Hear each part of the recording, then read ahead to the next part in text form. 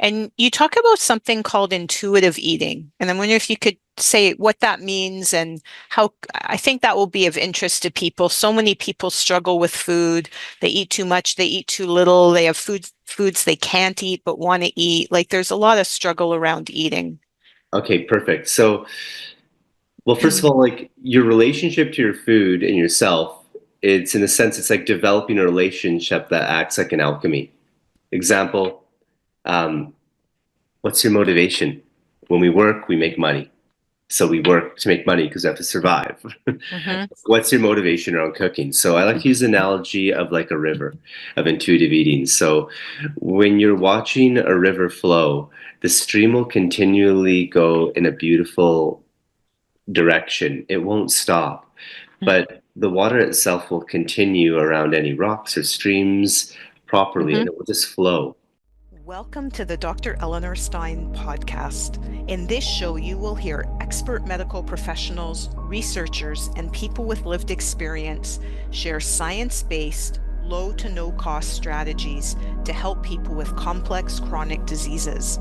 Listen in for another dose of education, empowerment, and hope. Hi, everybody. I'm Dr. Ellie Stein, and welcome to the Dr. Eleanor Stein podcast. This is where I bring together diverse and sometimes challenging views about complex chronic diseases. Now, I really like to bring in people from outside our field, and that is what I've done today. I've invited a guest who's an expert on a topic about which I know virtually nothing, Ayurvedic medicine. So I even had to ask him how to pronounce it just a few minutes ago. My guest today is Sachin Sudra. And he's going to talk about how to find mind, body, spirit, emotional balance. He's a certified yoga teacher, an Ayurvedic, I think I did it, Ayurvedic practitioner, wellness and nutritional educator, and a reflexologist. What I love about his approach is he integrates ancient practices with modern understanding. His practice is in Calgary, Canada, and he offers an individualized approach to a wide variety of people, including people with various types of disabilities, people who have experienced trauma, people recovering from depression, and then at the other end of the spectrum, people seeking professional development. He has a heart-centered philosophy, and in, in addition to fostering well-being amongst individuals, he's very community-minded, as I'm sure you're going to hear through the course of our interview. So, Sachin, thank you for taking the time to share your enthusiasm and knowledge with the complex chronic disease community. I'm just going to add before we dive in that the people listening to this podcast tend to have challenges like myalgic encephalomyelitis, chronic fatigue syndrome, long COVID, fibromyalgia, environmental sensitivities. So as we're talking, I may from time to time ask you questions specific to this population so that we can kind of tailor it to the audience. So welcome. Thank you. Um, It's always interesting, I find, to find out a little bit about the speaker or the guest so that we can put what you're saying in context. So I'm wondering if you could share a little bit about your story and how you ended up being a Ayurvedic medicine practitioner. Sure. So, welcome everybody. It's really nice to be on this interview. And I guess for me, it really was like my motivation around life and what it was that I wanted. So, from here, I wanted really to learn to stay focused without relying on a lot of pharmaceuticals, as a younger child, I suffered from ADHD, focus and attention. Having a very traumatizing experience at the age of 10 years old, really really being brought up in a system that was designed to fail people like me, I found a lot of solace in learning how to create Indian foods and world foods and experiencing this through my university living and opening up myself to a lot of culinary cooking, living away from home in Montreal. where culture thrives and all kinds of foods and cultures are alive. Alongside this, always the arts of dance, poetry, music, dance led my curiosity to really discover, really what else is really there. Then going to India, it catapulted me into discovering more about my homeland and my culture and a lot of the healing wisdom that exists out there, which is thousands of years old. So I continued on my path of discovery, and here I am now. Just so you know, my traumatizing experience was I was overly medicated on a medication called Ritalin. And at the age of 10, you can consider a small child in their 90s when they just brought that medication out for children. It can be very hard on your body. So I ended up in the hospital and I was just like, I don't want to take anything anymore. I'm so scared. So I looked outward. What else could I do for myself? So that was my motivation. That's an amazing story. Like, I don't think at age 10 I would have had the perspective and the sense of empowerment.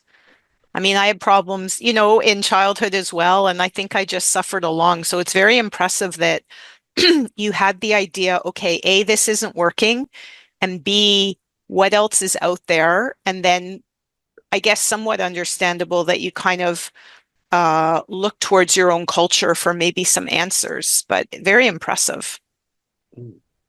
Yeah, thanks. It everything takes time, but I want to give acknowledgement to all worldly cultures, and especially the one of living in Canada, Yeah. because it's such a multi-diverse place that we really can grow, and we have that freedom. Yeah. So can you, for people like me who know virtually nothing, can you kind of describe in, I'm going to say lay terms, what Ayurvedic medicine is? For sure. So first of all, Ayurveda and Ayur and Veda basically mean the science of life, and Oh, okay. that's in Sanskrit. So Ayurveda is about a 5,000-year-old system of medicine on the books, and it's simple. It's basically Ayurveda is having balance with one's own lifestyle in spaces, environments, on lives, and making simple actions that affects one's individual for the benefit of their balance in mind, body, spirit, and emotions. Ayurveda is truly an art, as Ayurveda teaches us to live in harmony and balance with ourselves. The true meaning, really, of Ayurveda is to be connected to everything as a higher relationship. So, when we think of love, compassion, these are all qualities that exist when interacting with life. Now, on the science side of things, Ayurveda is brought into ophthalmology, physiology, surgery, geriatrics, herbology, plant medicines, body work, psychology, mineralogy. It takes on so many. They actually use diamond ash in some formulas. Wow. Um, and then like physicality with the bodies in terms of like joint treatments. So it's a full spectrum of medicine that comes from India. I just find that, so if you look at traditional Chinese medicine, Hmm. um, think of India, which is its next door neighbor. They've had their own system as well. We really see Ayurveda as sister science, which is yoga, which probably everybody knows about. And we can look at many aspects of Ayurveda as its science connects us to the elements and how these elements correspond to the human body, of our body, mind, emotions, and spirit. When I say elements, I'm referring to elements of air, fire, water, earth, and space. Ayurveda is far more than just a simple medical practice. It's one of the first ancient medicines that exist. It's been used presently all over the world. It's cultivated into medical, therapeutic, herbal, and nutrition. Um, Okay. yeah. Yeah, it's very comprehensive. I mean, I think I had a bit of an idea. It's pretty vast, because it's how, a billion people look to how to heal, right? So, Yeah, yeah. and like in a simplified manner, Ayurvedic medicine is simple. It's herbal, it's natural. It Mm-hmm. brings us back to harmony through its practices to the universe, to the planet, to where we live. Mm-hmm. Everything is connected and it will always be. This is Ayurveda's philosophy to tune us in tune with all.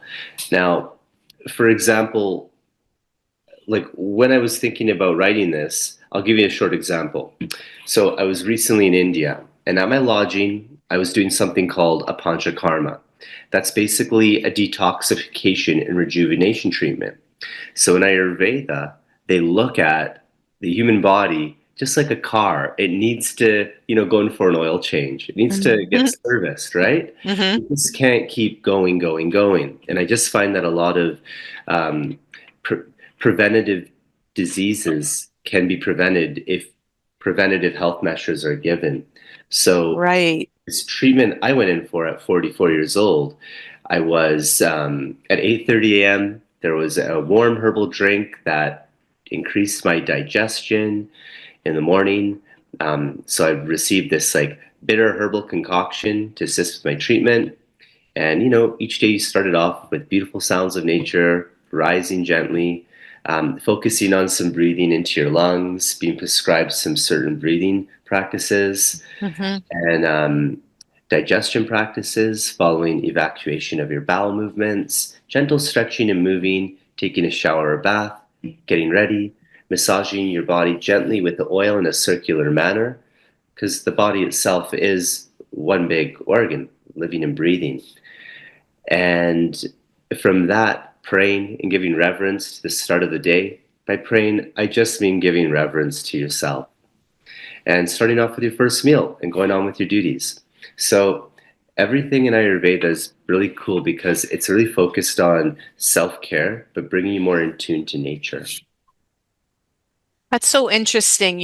A big focus of mine in my online community and my teaching is on self-care because for so many chronic conditions, conventional medicine just doesn't have much, if anything, to offer.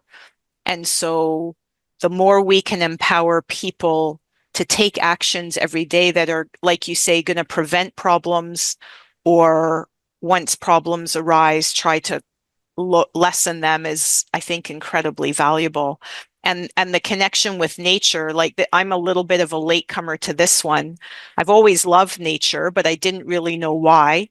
And it's just been over the last, I don't know, year, I guess, that I'm really understanding the biology of why nature, like the sun, the trees, the earth, the water, are just so critical to health. So it sounds like, Ayurveda, if I'm saying that right, is about 5,000 years ahead of us.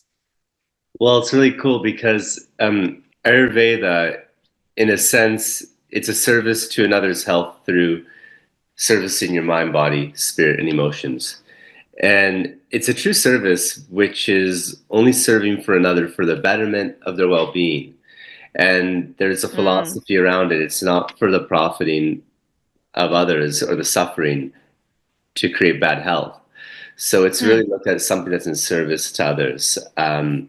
And I feel in Alberta, we have such a sense of beautiful nature, and people really hmm thrive towards it as nature comes. So, um, in a sense, Ayurveda is looking at connecting a relationship to all of these elements. So, the mountains, something that's related more to earth, water, our beautiful streams, air, this movement which gets us going, and fire, in a sense, hmm fire, which is something that really propels us forward. It can be acts like in psychology of motivation, ego.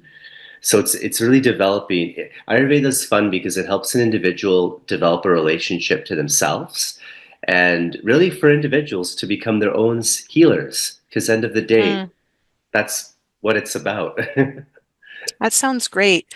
Now, for someone who maybe over the course of this interview is kind of getting a little bit curious, but maybe doesn't live in Calgary, how would someone go about trying to find a practitioner?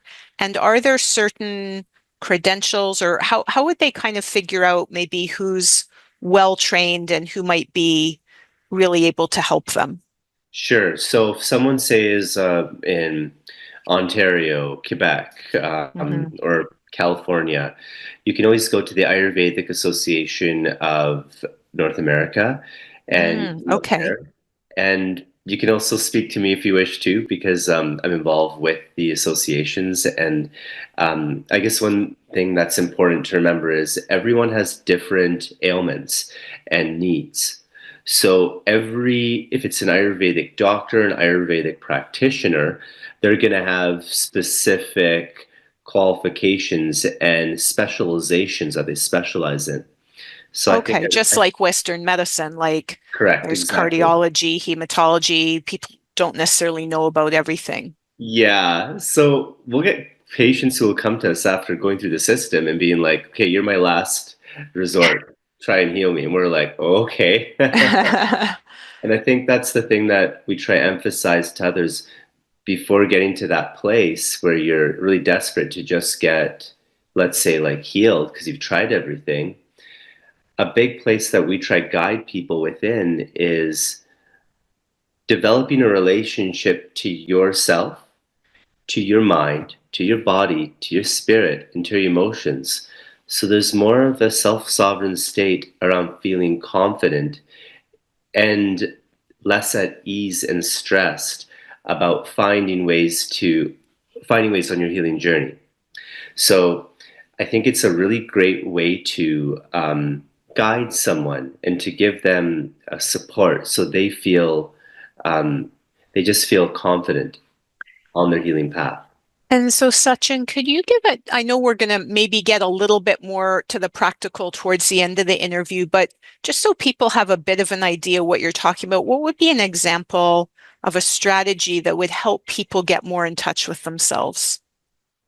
Sure. So, like for example, like modalities, let's say, Hmm. we look at mind-related modalities. Both mind and emotion is an Ayurvedic approach to the psychology and teaching a person to be their own healer and know themselves, as said in the Bible. Emotion-based therapies. So emotion-based therapies can be several. Emotion-based therapies, one definitely, as we all know, is breathing, connecting back Okay. to sound, body modalities, yoga, body work, therapy for your body. Um, Okay. I'll just take a little bit of a different approach to that, um, what you just said there. So, for example, like the body plays a really big part. And one big part we find is food. Hmm. So, for example, like presently it is March. We're coming into April soon. So we're in equinox is past and we're coming close to spring. So digestive aids are really powerful yet important. For example, powder, cumin seed, black mustard seed, because those are all forms of spices. They're not hot, but they're classified as spice. But those are very supportive and helpful for gentle digestive aids. Okay. And so maybe that's a great segue into the one of the topics that you're really passionate about, which is using food as medicine. And I'm just wondering if you can say a little bit about what Ayurveda has to say about that. Like, sounds like it's a real cornerstone. Hmm. Well, I think it's true. You are what you eat. Okay. And at the same point, Ayurveda takes an intimate approach to food as medicine. And when you look at what you consume, that whole act, even upon eating, but also the whole act upon how you're creating your food, it acts as an alchemy. And the reason why it acts as an alchemy is because it's something you're consuming. Food isn't just looked at as a source for energy, obviously. It's looked at as a source of something called prana. So, prana is energy, but it's withholding all the elements within the food you're eating because yourself, your body, in a sense, contains all these elements of air, fire, water, earth, and Hmm. space. So the individual is looked at as being connected to everything, as its food has all those elements within it too. There is a seed. A seed is grown in soil. A tree is grown, a bush. Water is flourished onto it. Wind can come and nourish it or move seeds. It Yeah. grows with the sun, which is fire. So the more in touch Hmm. human beings get with the elements, aside from screens, social media, it's an intimate relationship going back to food. And food is something that cultivates the five senses in our body. What are five senses?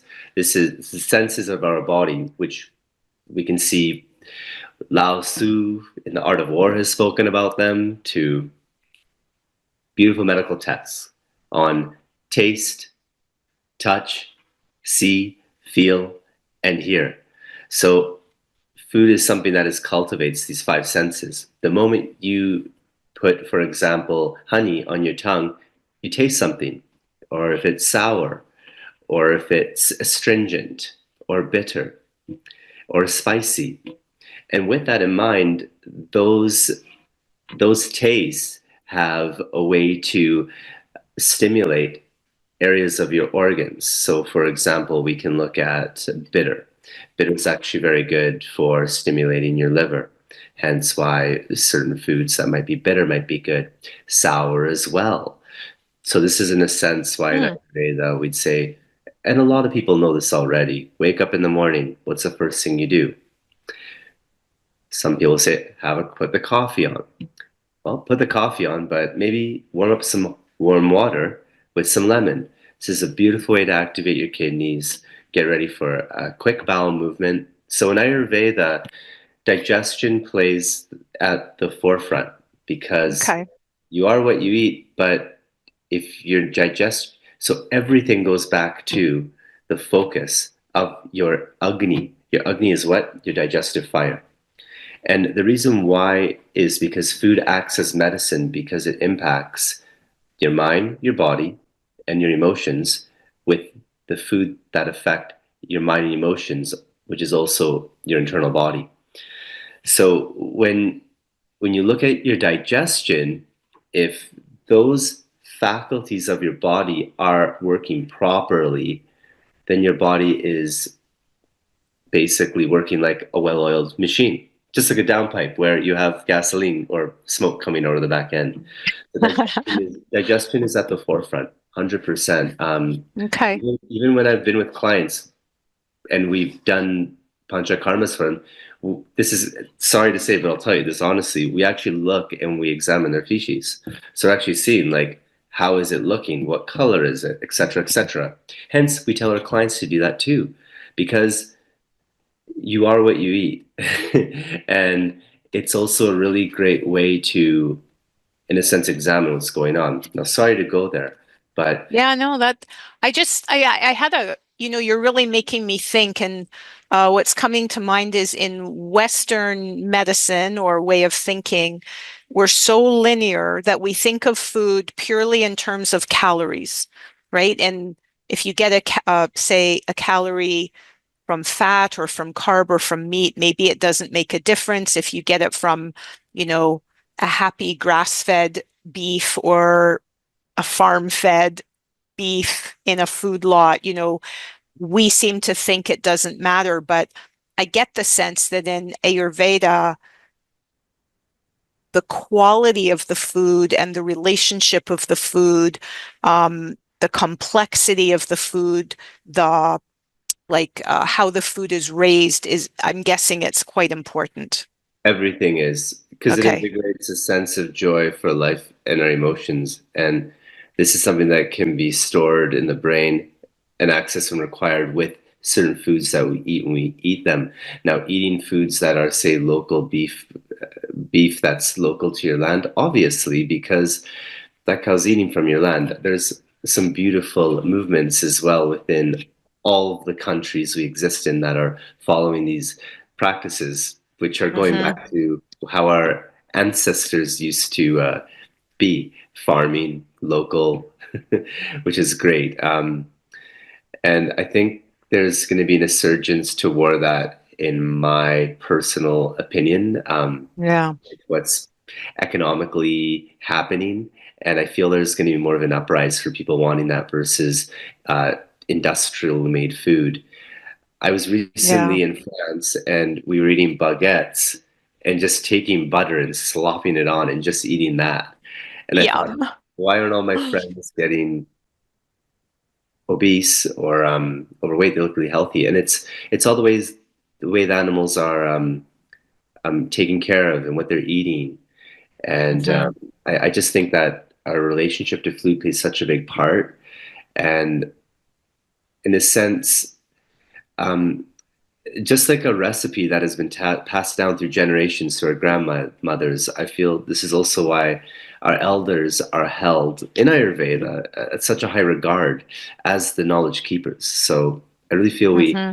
use your food as alchemy, but then also learn what works, what's best for your constitution. And you're probably like, well, what's my constitution? So in Ayurveda, so in And Ayurveda, how do you figure that out? So, yeah. yeah, So that's something I think we could do at another time because I sure. probably took like a whole hour. But hey, listen. Yeah.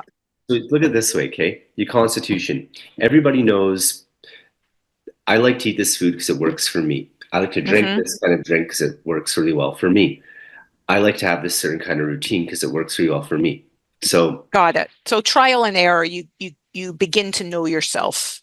well, I think everybody does, but then we need to go a step further into the science and really looking at, and this is something we do with clients, or we'll do a full assessment of an Ayurvedic health consultation and really looking at what's your history, what's your root, what we try to really find out through our consults with clients before doing any treatments or offering any advice. It's a consultation like any practitioner would do. Hmm. The intention is to find out what is this individual's root cause of disease. So that's digging really deep. And sometimes, Okay. unfortunately, in a medical field, we don't have a chance to look at that. So, for example, I think there was chronic fatigue syndrome, fibromyalgia. That one's coming up a lot, actually, on my radar. Environmental Interesting. sensitivities, myalgic, um, encephalomyelitis, pardon, Encephalomyelitis. encephalitis. Perfect. We all have our tricky words. Yeah. So, like for example, with those, I've been speaking with a few patients over the past couple of days, and people have fibromyalgia, and they don't know why, or there's environmental sensitivities coming up. And a big one that in Ayurveda that we look at for sure is the amount of stress that individuals are taking on a regular basis, and it Hmm. seems to be quite a bit. And because of that reason, it's really finding what's the root cause of an individual's disease. Because sometimes when someone else can look at what's happening, they can kind of discover that. So that's the funnest part about Ayurveda. It's really looking at finding root causes and starting there instead of looking at the initial what's happening and try to treat it right from there. Okay. I just want to move back to food because that's what I'd love to focus maybe the rest of our time on. And you talk about something called intuitive eating. And I'm wondering if you could say what that means and how I think that will be of interest to people. So many people struggle with food. They eat too much, they eat too little, they have foods they can't eat but want to eat. Like there's a lot of struggle around eating. Okay, perfect. So, well, first of all, like your relationship to your food and yourself, it's in a sense, it's like developing a relationship that acts like an alchemy. Example, um, what's your motivation? When we work, we make money. So we work to make money because we have to survive. Hmm. What's your motivation around cooking? So I like to use the analogy of like a river of intuitive eating. So when you're watching a river flow, the stream will continually go in a beautiful direction. It won't stop, but the water itself will continue around any rocks or streams properly Hmm. and it will just flow.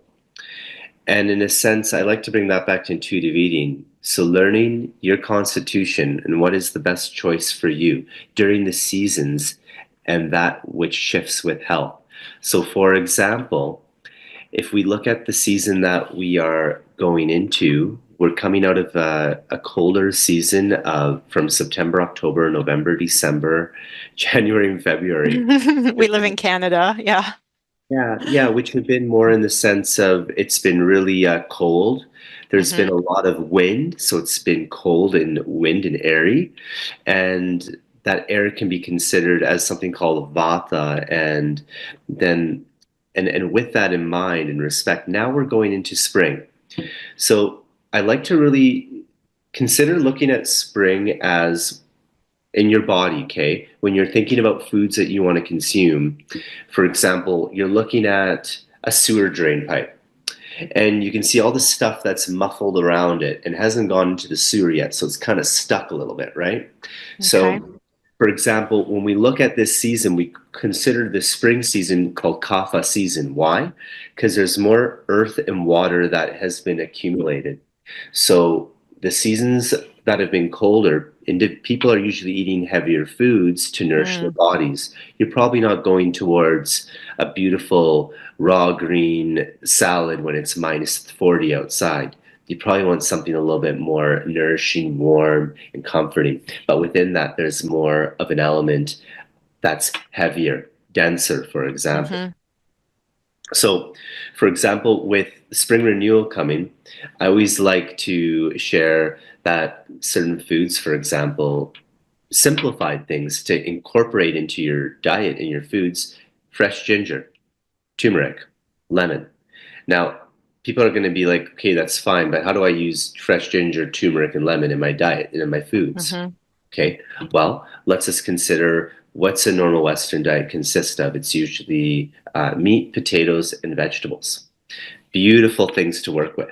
So, for example, something local, poultry, I feel turmeric, lemon, and ginger are both beautiful integrations into those dishes because you're getting certain kinds of foods that help digest for digestion mainly. For example, fresh ginger in a salad or in a warm drink. Lemon's something that's really nice to sprinkle onto some fresh salad or even onto potatoes. Hmm. But it also comes into the count of using these three items for your gut health and really how do you use those, and that's something that I personally am very passionate about teaching people how to do. So how do you use food as an alchemy for yourself and make it super simple? Because Can I just ask a question? You've used the word alchemy a few times. I don't have a clear idea of what alchemy is. I mean, I uh, know what it is in ancient times. You're trying to turn lead into gold, but I'm not right, sure how it pertains to what you're describing. of course. So the medieval forerunner of chemistry would base this as you're supposedly transforming something into matter, right? So Yeah. there was this concern, particularly in attempts to convert like base metals into like an elixir. So this natural philosophy on like what is alchemy is like in simple terms is basically looking at how we're taking a substance and we're changing it into something else. Now people relate it to Oh, magic and okay. astrology and all this stuff, but we're talking about this from basic terms of just Food. food, Like correct? like we're taking in the food, it's Yeah, getting split up into all its constituents and it's creating our bodies. So that's exactly. the something we're the something else. Something way more, actually. So Oh, basically, okay. when I teach people how to cook with food, I teach them how to create the healing alchemy of spices and how to basically, how every individual becomes and should become and create. I like to create alchemists in the kitchen. How you do that in Ayurveda, for example, let's take something that everybody might eat here. If they're vegetarian, they might like, for example, cauliflower, or if you like meat, you like chicken. So, how do you cook your food? First of all, what do? Put it in your pan and you cook it, right? No. You start off first with thinking about your mindset, your intention, maybe setting a prayer to that food, however that Okay. looks to you. Because remember, first you have to set intention. Why? Because the human body itself, first of all, is a conductor of energy. We're built on, our heart is pumping, it has an electrical pulse. So in yoga, for example, we teach people to work with their own technology, their own body's energy, to be their own healers, to get their mindset right. So your mindset has to be first set right. Then when we get into the Okay. food, okay, we think about, okay, well, let's cook something like cauliflower or chicken, for example. But there's an alchemy before you begin when you start to cook that. So, for example, you heat up a pan. Maybe you add some oil, a healthier oil, right? You add in, for example, one spice, which could be cumin seed. And then you might have some fresh garlic. So you add cumin seed first, and you're waiting for that to simmer and kind of golden. But what you're doing is when you heat up, when you heat up cumin seed inside an oil and you're heating it, you're actually bringing out the medicinal constituents that exist within that seed. That's why you'll be able to smell it a little bit more. So Okay. as that's intermingling within that oil, then say you'd add in, for example, some garlic. You let that golden brown. That's gonna again add more medicinal, more taste and consistency to that pan. And then you might say, for example, add, if you can, take some tomatoes, and you're making like a little bit of a sauce. But the whole thing is you're making something that has a lot of what? Heat in it. And what's that heat going to do for your body when you're internally taking in something heavy that's like a meat? It's going to assist as then as, say, for example, as you add that meat to that dish, it's going to help when it's consumed in your body for digestion. So how? So the science, for example, behind that, when you heat cumin seed up at 250 degrees with oil and it's cooked, when it's consumed into your body, it stimulates an enzyme in your liver. So it's stimulating for your body. That's, in my opinion, why Mm-hmm. in India they have some of the best anti-inflammatory records, aside from eating turmeric, for example. Mm-hmm. Because spice itself, as we know, has been something used. It used to be worth more than gold for its weight, right? Yeah, it's crazy. Yeah. Hey. Yeah, and I think it's not crazy because I think about its valuability within your kitchen. And anybody can have ounces of gold, but can you have ounces of nourishment and health within yourself? And also, the alchemy stands on the point of the psychology side. You are what you eat. So when we work with clients, when I work with clients, it's how they're feeling afterwards. So spices for spring renewal, for example, can be which are powerful yet gentle digestive aids: ginger powder, cumin seed, black mustard seed, obviously taken in and cooked with the right form. So, for example, if you take something that grows in Alberta really well, or anywhere in Canada, um, asparagus. People love asparagus. Mm. But what's a way to make asparagus taste really yummy without it having to be unhealthy?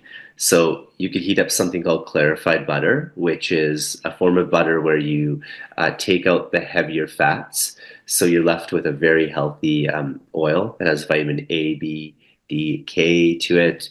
And it's actually individuals who can't take milk products can actually consume ghee, which is amazing. But you, Which is ghee, right? Just for people yeah, listening. And it's actually pretty readily available. Like I had really not heard of it before maybe 10 years ago, but except maybe at an Indian specialty store. But most stores, especially a natural food store, they almost all sell ghee now. yeah, and in France they'd use it a lot for dessert cooking. But Mm. basically, all ghee is you're heating unsalted butter up in a pan, and you're removing the water and milk solids, resulting basically in pure fat. And so that gives a higher smoke point and a longer shelf life for Ah, your okay. butter. So, for example, when we work with clients, we'll find out what their constitution is according to elements, and we'll have fun by basically making them clarified butter that is medicinal for them. So, for example, Wow. This is sage, not medicinal sage that is medicine to indigenous territories, but it's a cooking sage. So we take like a cooking sage, cardamom powder, and pepper. Why? Cardamom's superior for digestion and it's settling for mucus that builds up in the body. Pepper is heat, so it's Okay. stimulating for digestion. And sage acts as an antimicrobial on the spectrum of other things of how it's medicinally helpful. And we'll store that in a jar of clarified butter raw with pepper spices, and it really brings out a beautiful taste and scent. So when someone cooks with that, for example, with their beef or with their chicken or their fish or with their vegetables, they're getting those medicinal properties, and it tastes Got awesome. it. Right. So taste is Yeah. everything. And Yeah. we notice even the more we taste foods we like, we're happy.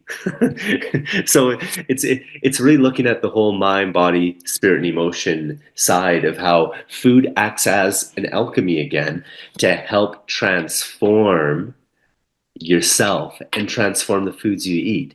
Now, someone might say, well, okay, fine, but I don't know how to do that. So give me a That shout. was exactly my next question as we kind of wind up a little bit here is how someone might go, oh, this is really cool. And like me, I'm like, oh my gosh, there's obviously so much rich knowledge here, but how, as a Westerner and a beginner, how could I access it? Sure. Well, you can access it through me. So I Okay. offer online cooking classes or in person. Oh, online. Yeah.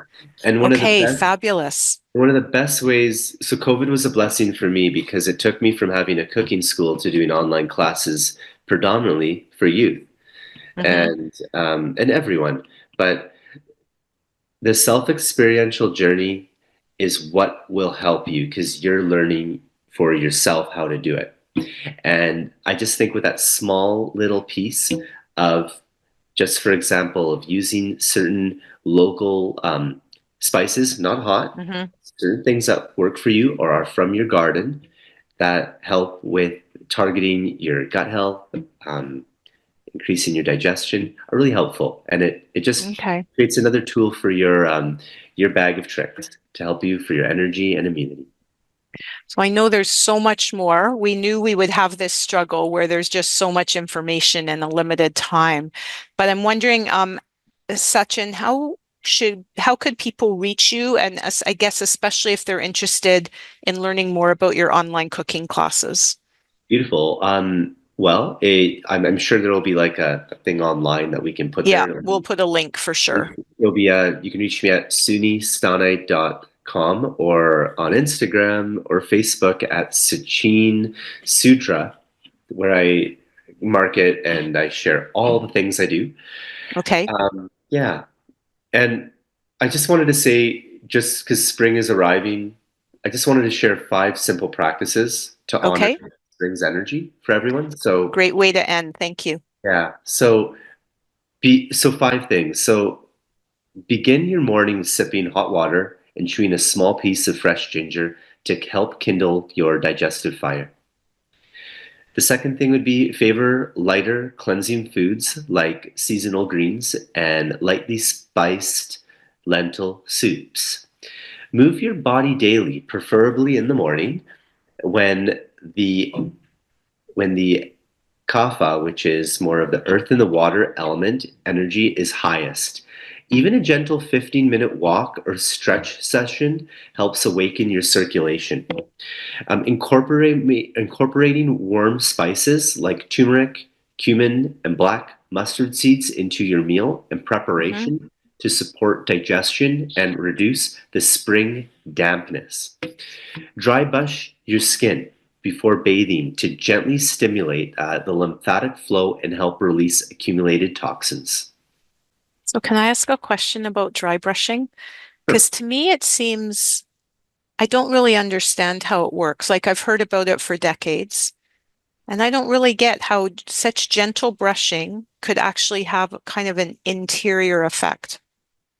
Right. So, I'm a skeptic, let's just say. well, that's fine. So, Garshana. is an ancient practice pronounced gar shun u, and it's Garshanu. essentially dry body brushing with a bristle brush. So it's done Okay.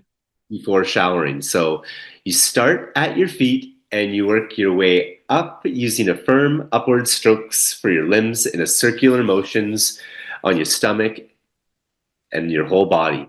So what happens when you dry brush, basically in a nutshell? So if you're dry brushing your skin, you're unclogging pores in the exfoliation process. It also Okay. helps detoxify your skin by increasing blood circulation and promoting Okay. lymph flow drainage. So this is also by unclogging pores because it's easier for the body to sweat and eliminate toxins in your system. Now, we also need to think everybody has a different skin type, but predominantly, if we look at our whole body's skin, this is a huge organ. It breathes, it sweats, Yeah. and it's also a reason why if you're going to be massaging your body, massage it in a clockwise manner. Another thing to do with exfoliation afterwards and going into the spring season, in traditional Chinese medicine, this is a time of the air element. So you might notice people get a little bit unsettled. Okay. And that's why massaging your body after, say, after showering and dry brushing, massaging your body with a light to heavy oil, something such as a deodorized sesame oil or even jojoba or Okay. an almond oil would be really preferred. And this basically is like giving your whole body a full seal. So oil acts as food Mm. for your skin, Mm-hmm. lotion acts as water for your skin. That's why there's such a craze over the past 5 years on face oil, because they finally figured it out. Sorry. Anyways, Okay. so exfoliation, definitely try Okay. some brushing, please. Okay. Thank you for that. We'll call it a bonus tip. So, Sachin, I'm just so aware that we barely touched the surface. Um, and there's so much more people could learn. So I just really encourage you, if you're interested, if Sachin has, kind of aroused your interest, to contact him, look for him online. We'll have all the links below. And I just want to say thank you so much for participating and sharing this ancient knowledge with us.